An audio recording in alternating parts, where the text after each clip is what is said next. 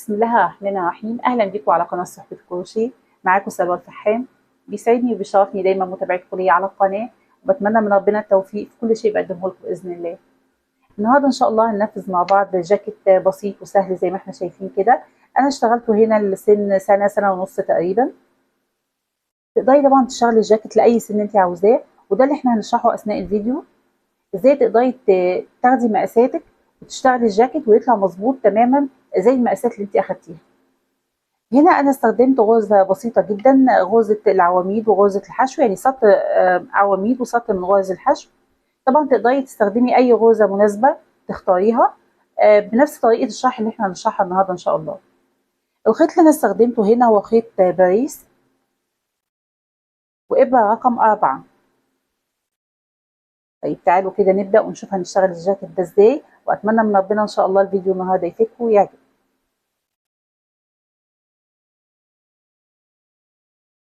هنا بالنسبة للمقاسات أنا هعتمد على قطعة تكون مقاسها مظبوط للشخص اللي أنا عايزة أعمل له الجاكيت، وابتدي اقيس عليها اول باول.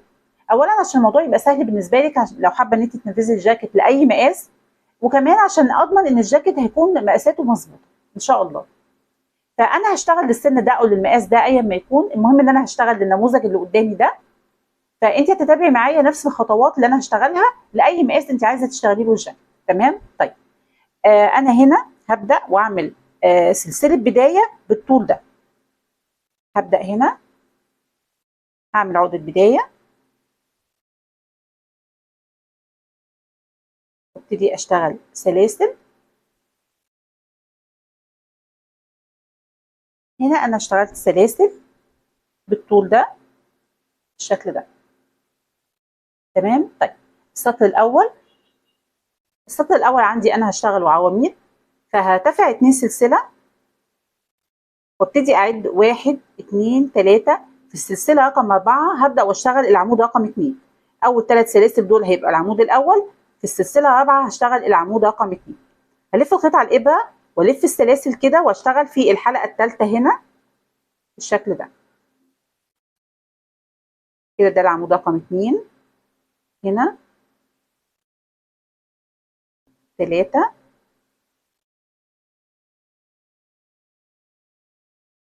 4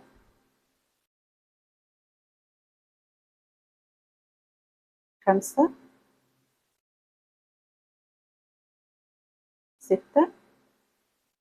كده خلص معايا السطر الاول. بتاكد ده تاني من المقاس ان هو مظبوط زي ما احنا شايفين كده.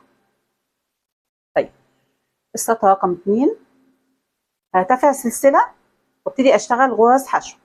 هبدا هنا من الغرزه الاولى اشتغل غرزه حشو.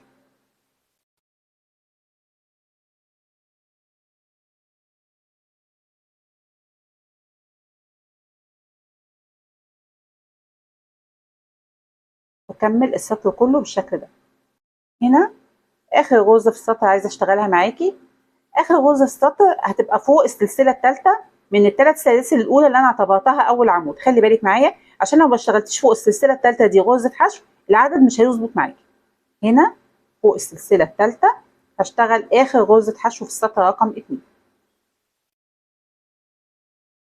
السطر رقم 3 انا اخترت لك غرزه سهله بحيث بس نقدر نعرف الجاكيت اقدر اخد مقاساته ازاي واظبطه ازاي. تقدري بعد كده تشتغلي باي غرزه انت عايزاها. فالغرزه اللي احنا هنشتغل بيها سطر عواميد وسطر غرز حشو. السطر رقم 3 هيبقى عواميد. هرتفع ازاي للعمود؟ خلي بالك معايا. هلف الشغل كده، وفي اول غرزه هنا هشتغل غرزه حشو وسلسله، وده كده هعتبره اول عمود. يبقى اول عمود بشتغل غرزه حشو وسلسله، وبعد كده هشتغل عواميد عادي. فوق كل غرزه حشو هشتغل عمود.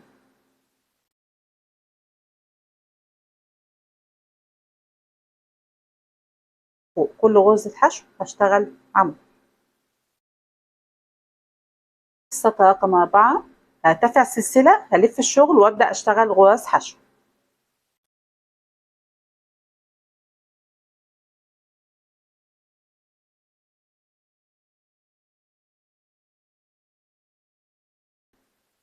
هنا في نهايه السطر رقم 4 اخر غرزه حشو عايزه اشتغلها معاكي.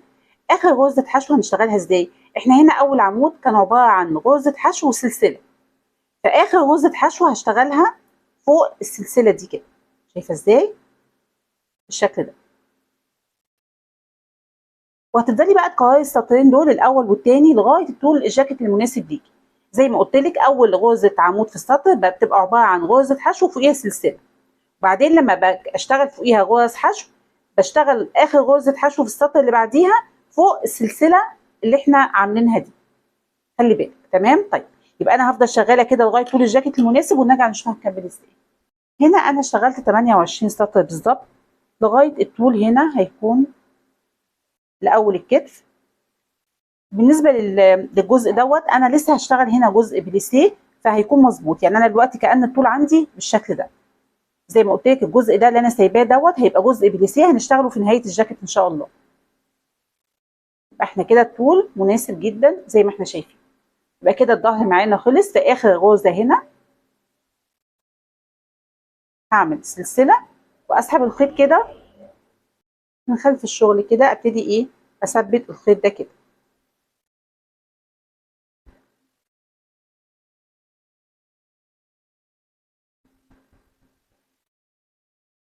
وده اللي هعمله في خيط البدايه كمان. تمام كده خلص معايا ظهر الجاكيت. بالنسبه للصدر بقى انا هشتغله على جزئين بس مش هيبقى نفس الاعداد ديت. يعني هنا انا اشتغلت 40 غرزه، هشيل منهم 8 غرز فهيبقى حوالي 32 غرزه. هشتغل هنا 16 و16 عشان الثمان غرز اللي في المنتصف دول هم دول اللي هيبقوا مساويين لحد الرقبه من فوق. فانت لو السن اكبر شويه هتشيلي 10 غرز، او لو مقاسات اكبر ممكن من 10 لغايه 15 حسب مقاس حاده الرقبه اللي فوق دي. تمام؟ طيب نبدا كده ونشتغل الجزء الاول للصدر. هبدا واعمل عقده بدايه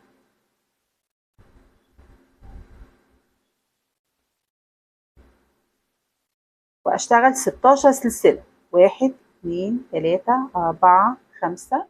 السطر الاول هيبقى عواميد، فهبتدي هنا ارتفع 2 سلسله، الف الخيط على الابره واعد 1 2 3. ده كده اول عمود.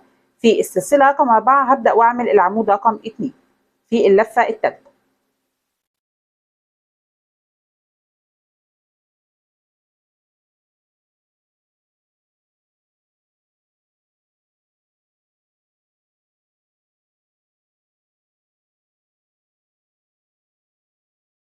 تمام كده السطر الاول 16 عمود.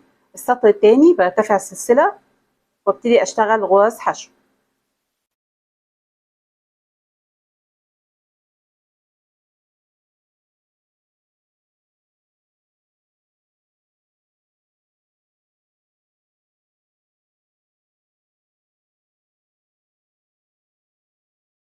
اخر غرزه حشو معايا هتبقى فوق السلسله رقم 3 من الثلاث سلاسل الاولى، انا بعتبرها عمود. السطر رقم 3 احنا قلنا سطر عواميد وسطر من غرز الحشو. السطر الثالث هيبقى سطر عواميد. هتفعل العمود ازاي؟ بلف الشغل كده وفوق اول غرزه هنا اعمل غرزه حشو وسلسله، وهعتبر ده كده العمود الاول، وفوق كل غرزه حشو هشتغل عمود.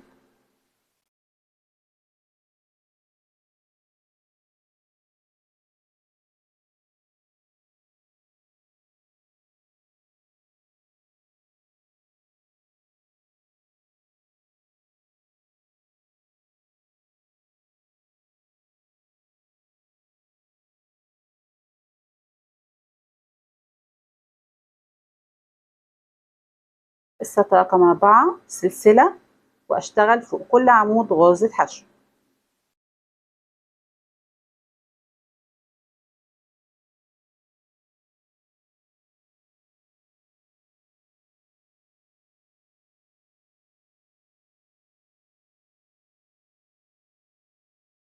اخر غرزه حشو هشتغلها فوق السلسله. احنا اول عمود هنا عملنا غرزه حشو وسلسله، اخر غرزه حشو في السطر الجديد بعملها فوق السلسله دي بالشكل ده عشان العدد دايما يكون مظبوط معايا. وهفضل شغاله كده بنفس الطريقه اللي اشتغلت بيها ظهر الجاكيت، سطر عواميد وسطر من غرز الحشو.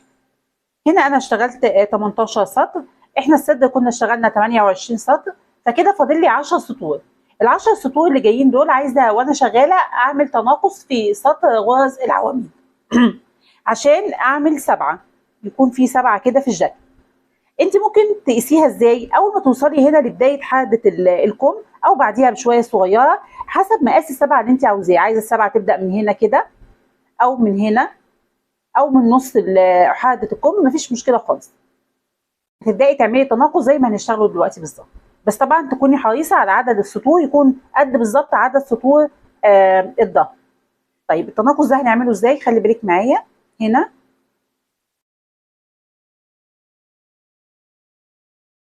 هرتفع العمود الاول، بشتغل غرزه حشو وسلسله، ده كده العمود الاول. وفوق كل عمود سوري، فوق كل غرزه حشو هشتغل عمود لغايه ما اوصل لاخر 2 غرزه حشو.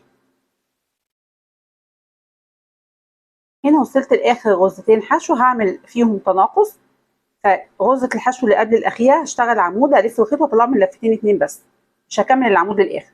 واخر غرزه حشو برضو الف الخيط واطلع من لفتين 2 بس، هلاقي عندي 3 لفات على الابره، بلف الخيط واطلع من 3 لفات. السطر اللي جاي غرز حشو، برتفع سلسله والف الشغل وابتدي اشتغل فوق كل عمود غرزه حشو. هتلاقي عندك عدد غرز الحشو كام؟ هيبقوا 15. تمام. اكمل السطر كله غرز حشو. السطر اللي جاي عواميد، هبدا واشتغل عمود فوق كل عمود لغايه بعد ما اوصل لاخر غرزتين حشو. هنا اخر غرزتين حشو برضو هعمل تناقص، عمود غير مكتمل، قفلت لفتين 2 بس فيه. العمود الاخير برضو اقفل لفتين 2 بس، الاقي 3 لفات، الف خيط واطلع من ال3 لفات. كده عملنا تناقص 2 عمود بقوا عمود واحد. ارتفع السلسله، الف الشغل وابدا اشتغل فوق كل عمود غرزه حشو. هلاقي عندي عدد غرز الحشو كام؟ هلاقيهم 14 غرزه حشو بالشكل ده كده. وهفضل شغاله بنفس الطريقه لغايه ما اكمل ال10 سطور المتبقيه. وده كده شكل الجزء الاول للصدر، نفس المقاس زي ما احنا شايفين كده. وده شكل السبعه. هنشتغل الجزء الثاني بنفس الطريقه، بس طبعا تبقي حريصه ان السبعه تكون من الجهه ديت، يعني عكس الجهه دي. احنا كنا هنا بنبدا العواميد وبعدين بنعمل التناقص في اخر سطر العواميد، هنا الجهه الثانيه هنعمل التناقص في اول سطر العواميد عشان يطلعوا الجهتين قصاد بعض. تمام. فهشتغل الجزء الثاني ونرجع نكمل ان شاء الله. تمام كده. ده كده ظهر الجاكيت بالنسبه للصدر هنا.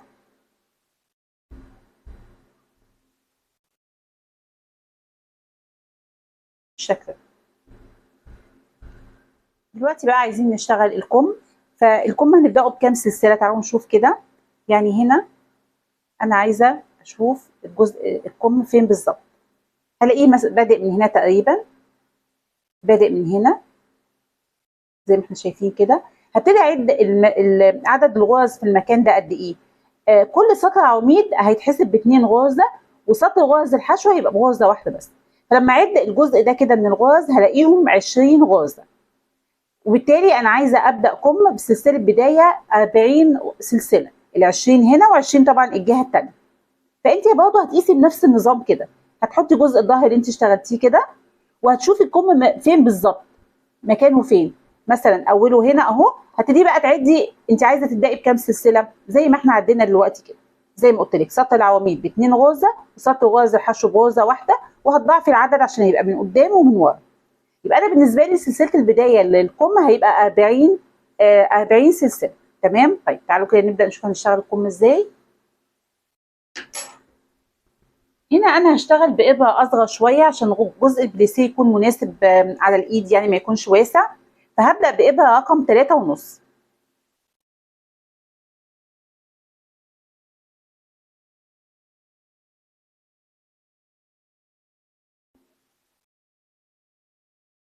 هبدا واشتغل 9 سلاسل. 1 2 3 4 5 6 7 8 9. هلف الشغل كده، وفي اللفه الثالثه ابدا اعمل غرز حشو. هيبقى عندي 8 غرز حشو. 1 لاني بدات من السلسله الثانيه. 2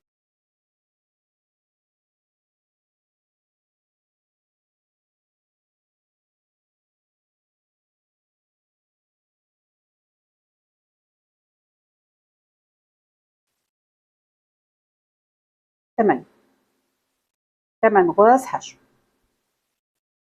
هرتفع السلسلة والف الشغل، وفي اللفة الخلفية كل سلسلة فيه لفة أمامية وفي لفة خلفية. خلي بالك معايا في اللفة الخلفية هنا هبدأ وأعمل غرزة حشو. كل غرزة هشتغل في اللفة الخلفية غرزة حشو.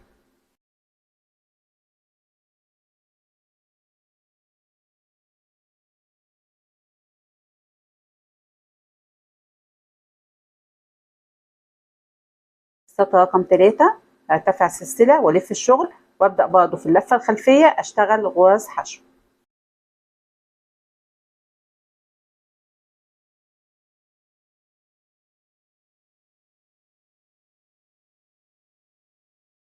وهفضل شغالة كده 30 سطر. هفضل شغالة كده 30 سطر. كده انا اشتغلت 30 سطر ودي تعتبر الاسوار معايا. انا عايزه زي ما قلت لك هنا عدد الغرز في الكم هنا المفروض ان هي 40، 20 قدام و20 ورا، فانا عايزه اوصل بالسطور ديت لانها تكون 40. انا اشتغلت 30 بس، وفي السطر اللي جاي دوت هبدا غرز حشو هعمل فيه تزايد عشان اوصل في النهايه يكون عندي 40 غرزه مقابلين للجزء اللي مظبوط للكم هنا. تمام، بس عشان الاسوار ما تبقاش واسعه قوي. فغرز الحشو هشتغلها ازاي اللي هعمل فيها التزايد؟ خلي بالك معايا هنا هبدأ هنا كده وأعمل أول غرزة حشو 1، هنا 2، في التالتة هنا هنعمل تزايد يعني 2 حشو في نفس المكان، بعدين غرزة حشو واحدة، غرزة حشو واحدة، وبعدين تزايد يعني 2 حشو في نفس المكان، 1 2. تاني هنا غرزة حشو واحدة، غرزة حشو واحدة، وبعدين تزايد. كل سطر اشتغل فوقيه غرزة حشو. هنا غرزة حشو، غرزة حشو، وبعدين هنا في تزايد، 1. وهفضل شغالة كده فوق ال30 سطر دول، فهيبقى عندك هنا عدد غرز الحشو 40. بعدين هبدأ شغل، هكمل شغل بالإبرة اللي احنا بنشتغل بيها الأساسية اللي هي رقم 4. احنا كده اشتغلنا سطر من غرز الحشو، السطر الجاي هيبقى سطر عواميد. هلف الشغل وابدأ ارتفع لغرزة العمود بإني أنا أعمل غرزة حشو وسلسلة، وفوق كل غرزة حشو هشتغل عمود.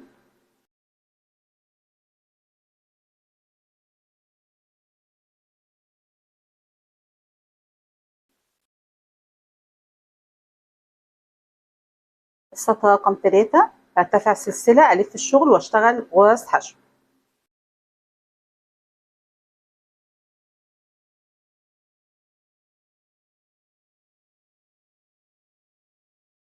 وهفضل شغاله بالطريقه دي نفس الطريقه اللي اشتغلنا بيها الصدر وظهر الجاكيت، سطر عواميد وسطر من غرز الحشو. وتاكدي طبعا ان العدد مظبوط هنا بالنسبه لي. انا بالنسبه لي هنا 40 غرزه مساويه بالظبط ال 40 غرزه اللي هي مقابله للكم هنا. وده شكل الكم لو قسناه هنا هنلاقيه مساوي بالظبط للكم اللي احنا قسنا عليه. شايفه ازاي؟ فكده مقاساتك دايما ان شاء الله هتكون مظبوطه. بس لاحظي ان طول الكم هنا يعني طبعا انت هتشوفي نفس المقاس يكون في حاجه بكم، هتقيسي الكم طول الكم المناسب بالنسبه لك. بس لاحظي ان هو كم ساقط يعني مش هتقيسي من اول هنا، لا خلي بالك لان الجزء دوت هيبقى ساقط شويه حوالي 2 سم او 3 سم، فهتحطي الظهر كده وتقيسي الكم كده يكون طوله مناسب، يعني هيبقى اقصر من الكم العادي شويه. تمام.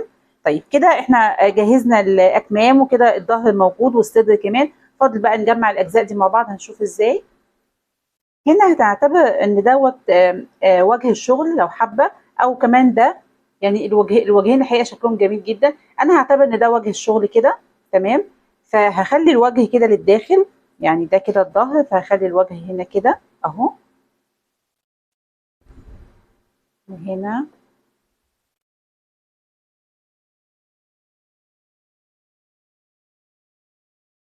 بالشكل ده. اول حاجه هعملها هبتدي اثبت الاكتاف. انا عندي هنا كام غرزه، تعالوا نعد مع بعض. هنا 1 2 3 4 5 6 7 8 9 10 11 غرزة، فبالتالي هيتثبتوا هنا برضه ب 11 غرزة. أنا هلضم بالإبرة الإبرة اللي احنا بننضف بيها الخيوط، ونفس الخيط اللي أنا اشتغلت بيه. هاجي هنا كده أثبت بس الخيط ده شوية، وأوصل هنا الأول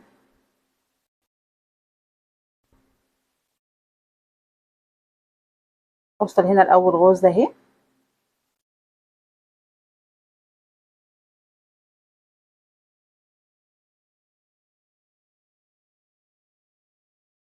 هنا أول غرزة تحت اللفتين،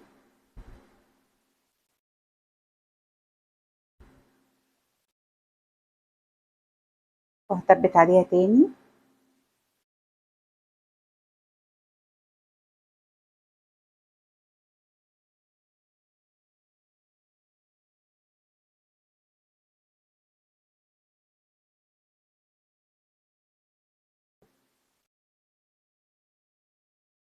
الغرزة اللي بعدها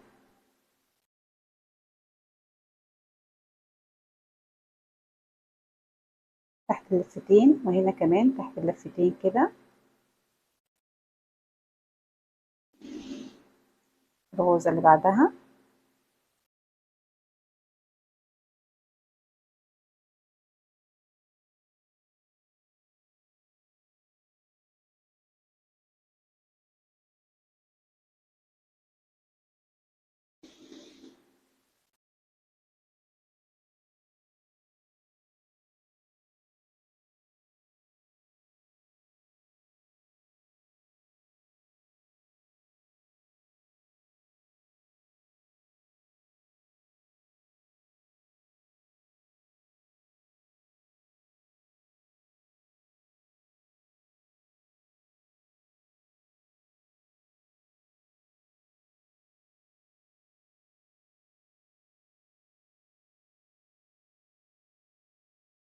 بالشكل ده كده، هيبقى الشكل من الداخل كده.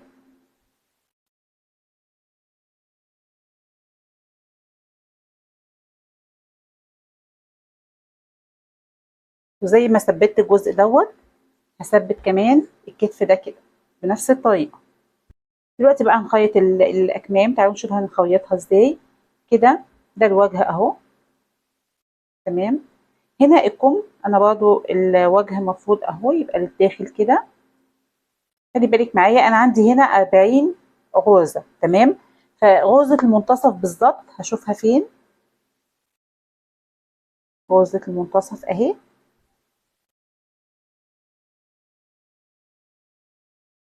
لازم تكون هنا بالظبط عند الكتف، عند مكان خياطة الكتف، تمام. فبالتالي انا هعد هنا 20 غرزة واحط علامة عشان يبقوا مقابلين لل20 دول، وهنا كمان 20 غرزة واحط علامة عشان يبقوا مقابلين لل20 غرزة كده كده. وهبدأ اثبت او اخيط الكم بنفس الطريقة. اثبت بس الخيط كده شوية،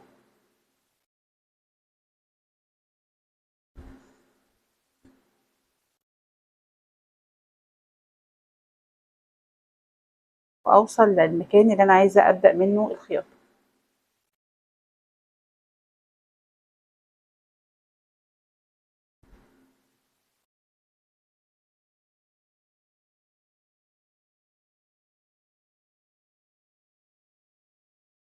خلي بالك معايا، هنا الغرز واضحة، كل غرزة واضحة جدا لانها غرز حشو، واضحة قدامي كل غرزة ازاي. هنا بقى عندي سطر عواميد وسطر من غرز الحشو. سطر غرز الحشو خلاص هثبت قدامه غرزة. سطر العمود هنا عبارة عن ايه؟ عبارة عن غرزة حشو وسلسلة، فهثبت في غرزة قدام السلسلة وغرزة قدام غرزة الحشو. هنشوف ازاي عشان بس ما تتلخبطيش. هنا انا هبدأ هنا بسلسلة، العمود اهو كان بادئ بغرزة حشو وسلسلة، دي العلامة. وهنا أول سلسلة تحت اللفتين قدام أول غرزة حشو الجهة التانية عشان ما تتلخبطيش.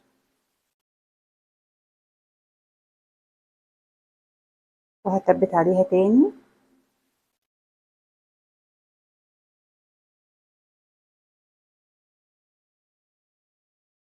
الغرزة التانية هتبقى غرزة الحشو. هنا هتبقى غرزة حشو اهي، قدامها الغرزة المقابلة ليها على طول.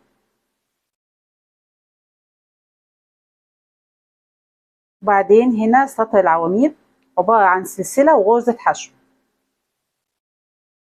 هنا سطر العواميد عبارة عن سلسلة وغرزة حشو. هثبت في الأول من خلال السلسلة اهي قصادها غرزة حشو من الجهة التانية، وبعدين غرزة الحشو هنا قصادها غرزة من الجهة التانية. وصلنا كده لسطر غرز الحشو اهو. هنا قدامه الغرزة في المقابل.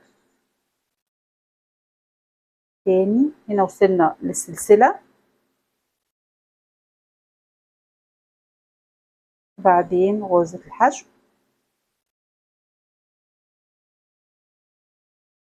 وبعدين السطر اللي هو عبارة عن غرز حشو قصاد الغرزة المقابلة، وهكذا. تفضلي شغالة بنفس الطريقة دي عشان ما تتلخبطيش. هتثبتي بقى الجزء ده كده، وتأكدي دايما ان منتصف الكتف قصاد العلامة دي بالظبط كده.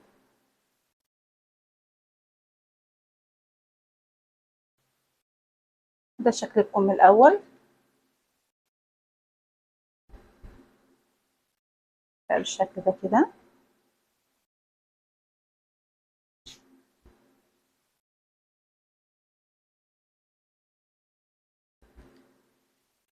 بنفس الطريقة هنركب الكم التاني. خيط كمان جوانب الجاكيت والكمام. فهنبتدي نقلب الجاكيت كده على الجهة الأخرى، على الظهر يعني. نخلي الوجه هو المقابل لينا.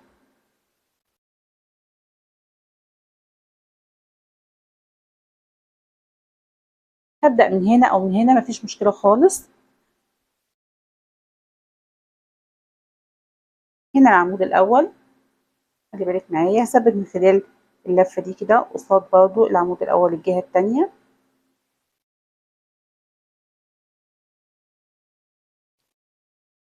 وأثبت عليها مرة كمان، وفي نفس سطر العواميد برضو من خلال جزء تاني أو لفة تانية بالشكل ده. هنا وصلت لغرز الحشو، سطر غرز الحشو، وهنا قصاده برضو سطر غرز الحشو.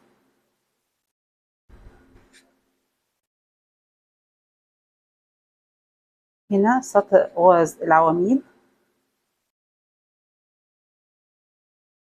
هنا قصاده سطر غرز العواميد.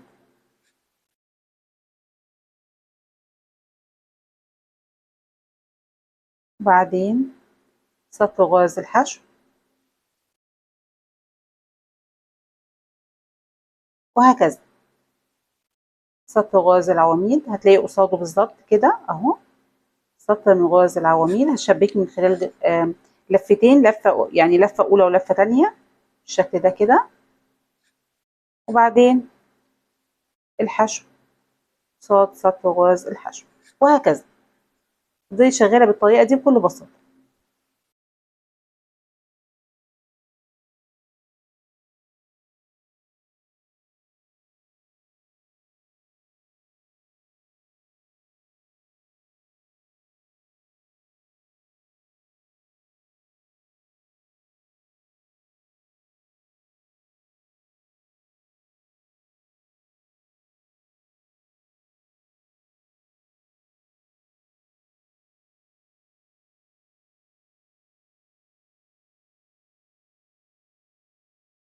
بالشكل ده كده.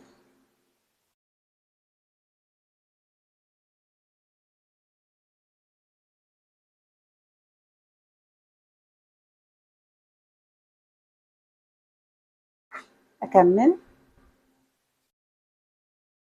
هنا بقى نبتدي نشتغل جزء البليستيه. هنا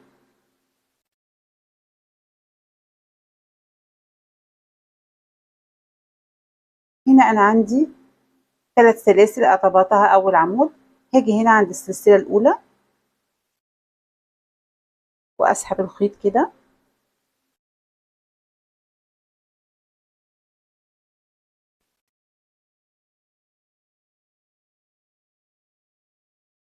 هشتغل 9 سلاسل، 1 2 3 4 5 6 7 8 9. هلف السلاسل كده، وفي اللفة التالتة ابتدي اشتغل من السلسلة التانية، ابتدي اشتغل غرز حشو هنا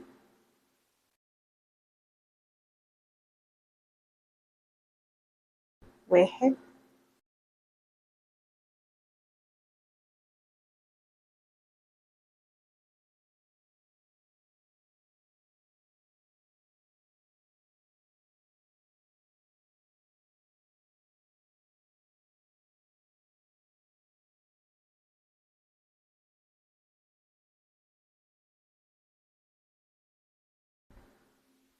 7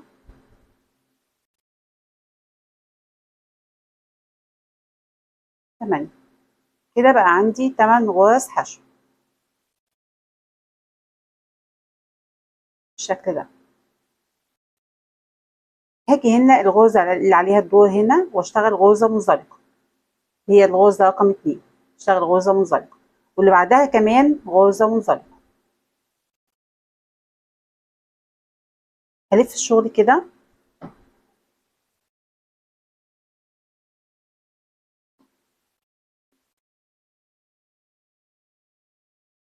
هلف الشغل كده، هسيب الاتنين المنزلقة اللي انا اشتغلتهم دول،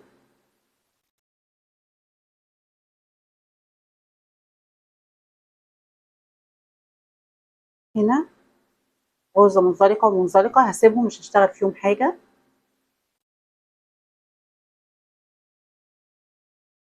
وهبدأ اشتغل غرز حشو في اللفة الخلفية.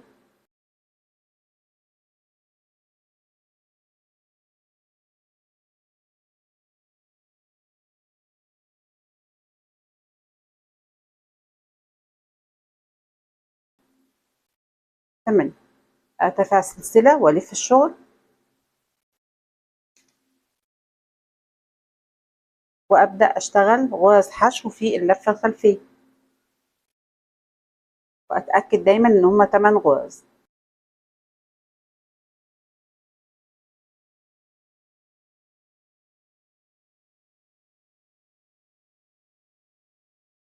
تمام، هنا في الجاكيت الغرزة اللي عليها الدور هنا واعمل غرزة منزلقة،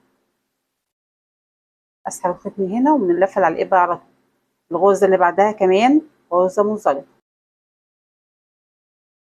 بعدين الف الشغل بتاعي، هسيب الاتنين المنزلقة دول مش هشتغل فيهم حاجة، وهبدأ من اول غرزة من التمانية واشتغل غرز حشو في اللفة الخلفية. 2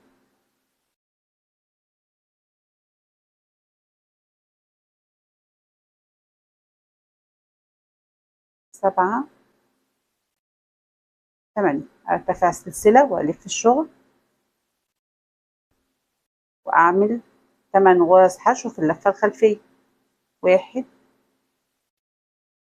2 3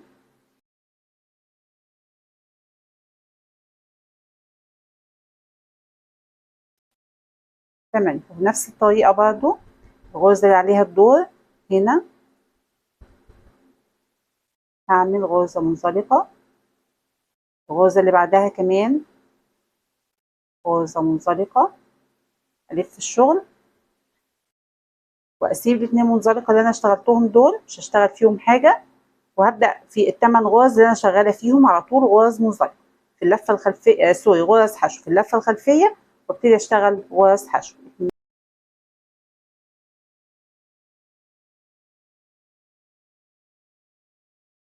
تمام، وأفضل شغالة بالشكل ده، شايفة ازاي؟ هفضل شغالة بالشكل ده كده لغاية ما أوصل للجهة التانية هنا.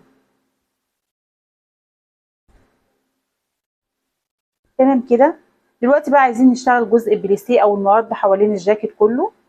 عايزه اقول لك ان احنا هنا اشتغلنا 8 سطور من غرز الحشو، وكمان في اساور الكمام 8 سطور من غرز الحشو، وده اللي هنشتغله كمان حوالين الجاكيت كله عشان يكون الشكل متناسق بينهم هما الثلاثه.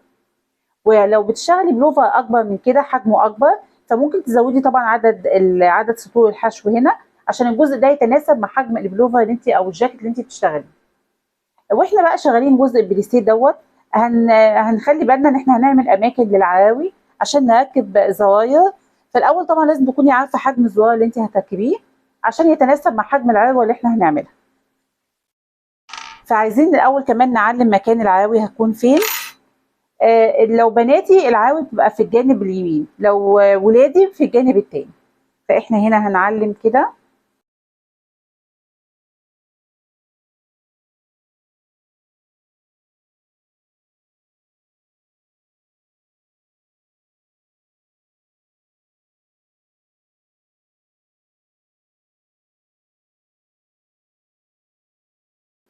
طبعا براحتك، عايزه تبعديهم عن كده تقربيهم عن كده، ده شيء يرجع. هبدأ من هنا أول غرزة حشو عندي أهي. أسحب الخيط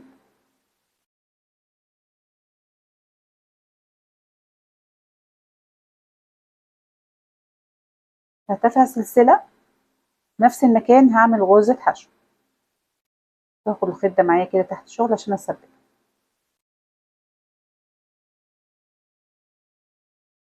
يبقى دي كده أول غرزة حشو معانا. الغرزة اللي بعدها هشتغل غرزة حشو.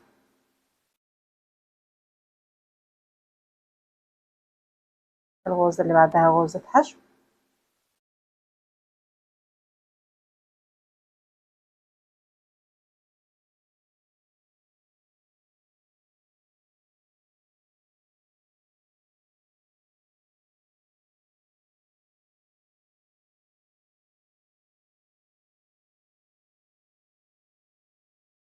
بالشكل ده كده. بعدين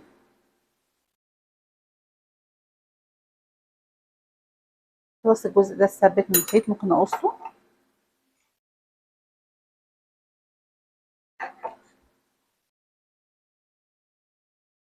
هنا هنتقل على الجزء ده بقى اللي هو عبارة عن سطور من الأعمدة وسطر من غرز الحشو. هشتغل ازاي؟ خلي بالك معايا. هنا ده سطر العواميد. هشتغل في عندي هنا غرزة حشو وسلسلة. هشتغل هنا فوق غرزة الحشو، غرزة حشو فوق السلسلة هنا،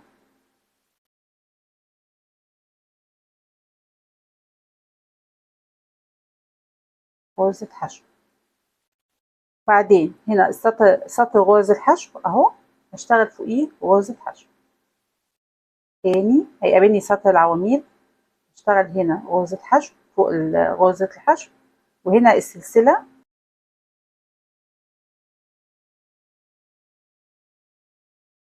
وبعدين احنا ممكن نشيل بس العلامات دي مؤقتا وبعدين نرجع نعلمها تاني. هنا سطر غرز الحشو هشتغل غرزة حشو وهكرر بنفس الطريقة.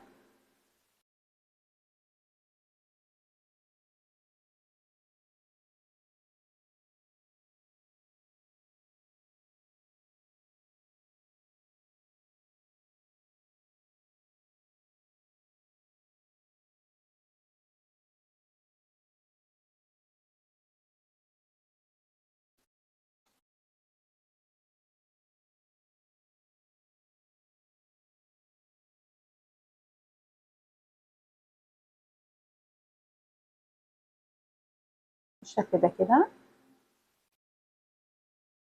وهكمل غرز حشو حوالين الجاكيت كله كده. وصلت هنا للنهاية، هقص الخيط.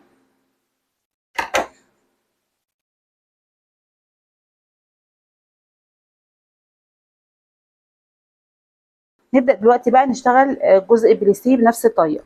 أول عروة هنشتغلها هتبقى هنا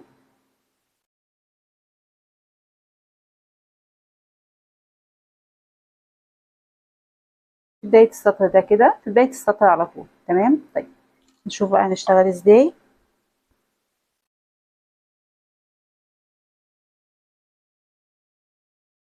هبدأ هنا من أول غرزة،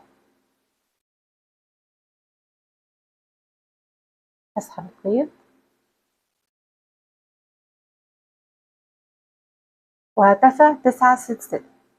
1 2 3 4 5 6 7 8 9. من السلسلة رقم 2 هبدأ وأعمل غرز حشو.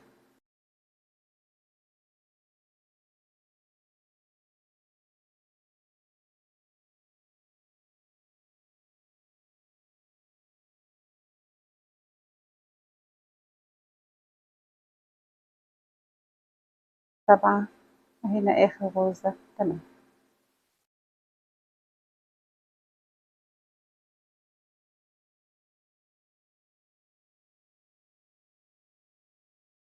هنا غرزة الحشو اللي عليها الدور، اجي هنا كده واعمل غرزة منزلقة، اللي بعدها كمان هعمل غرزة منزلقة، وبعدين الف الشغل كده.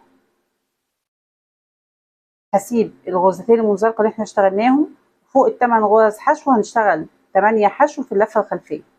1 8. هرتفع سلسلة والف الشغل،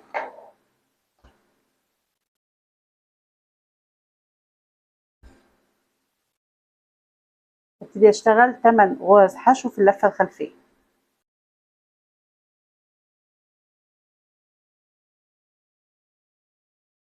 تمام. نيجي هنا الغرزة اللي عليها الدور اشتغل غرزة منزلقة، واللي بعدها كمان غرزة منزلقة، والف الشغل. هسيب الاتنين منزلقة اللي احنا اشتغلناهم وابدأ واشتغل 8 غرز حشو في اللفة الخلفية.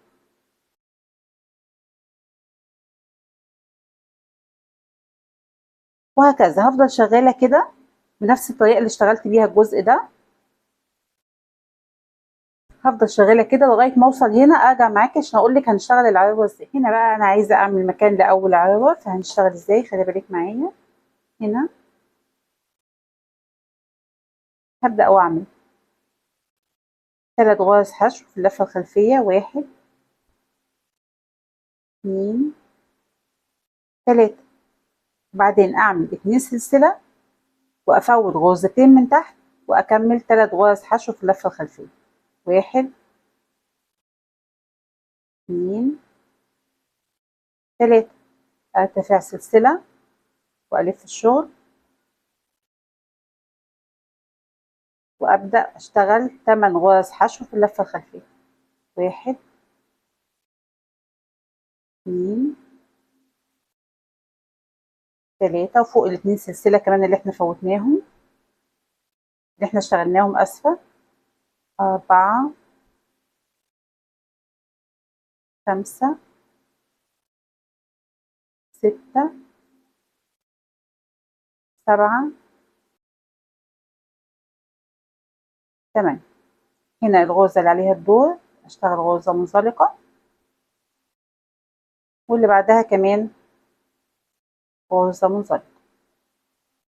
كده يبقى احنا سيبنا مكان هنا زي ما احنا شايفين كده، سيبنا مكان هنا كده مكان الزرار. شايفه ازاي؟ مناسب جدا بالنسبه لي. طبعا انت عايزاه اكبر من كده هتسيبي عدد اكبر من السلاسل. فوتي مثلا هنا 3 سلسله او 4 سلسله، سوري 3 او 4 غرز، وتشتغلي مكانهم 4 سلاسل، والسطر اللي بعديه تبتدي تشتغلي فوق السلاسل دي غرز حشو تاني، فهترجعي للعدد الاصلي اللي احنا كنا شغالين بيه. تمام. فدي الطريقه اللي انت هتشتغلي بيها العراوي في كل مكان انت عايزه تشتغلي عراوه، هتشتغليها بالطريقه دي. هكمل بقى الجزء ده كده كله ونرجع نشوف شكل الجاكيت ان شاء الله. تمام كده، وده شكل الجاكيت في النهايه. اتمنى ان شاء الله يكون شكله عجبكم. زي ما قلت لك تقدري تنفذيه باي غرزه انت عايزاها بكل سهوله، بنفس بقى طريقه الشرح اللي احنا شرحناها دي. وكمان اللي بيسالوني كتير على المقاسات وعدد السلاسل اللي نبدا بيها ونوع الخيط والابره، انا حبيت في الفيديو ده اشرح لك ازاي تقدري تعملي جاكيت لاي مقاس انت عايزاه، زي ما شرحت لك كده، عن طريق انك تاخدي حاجه تكون مظبوطه على الشخص اللي انت هتشتغلي له الجاكيت، وتقيسي عليها اول باول زي ما احنا شفنا اثناء الفيديو كده.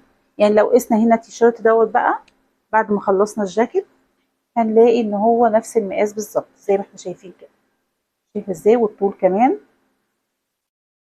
وهنا حردة الكم مظبوطة. فبالتالي انت ممكن زي ما قلت لك حاجه تكون مظبوطه على الشخص اللي انت هتعملي له الجاكيت، وتقيسي اول باول كده زي ما شرحت لك، هيطلع مظبوط معاكي باذن الله. شكرا، ونتقابل باذن الله على خير في فيديو جديد، والسلام عليكم ورحمه الله وبركاته.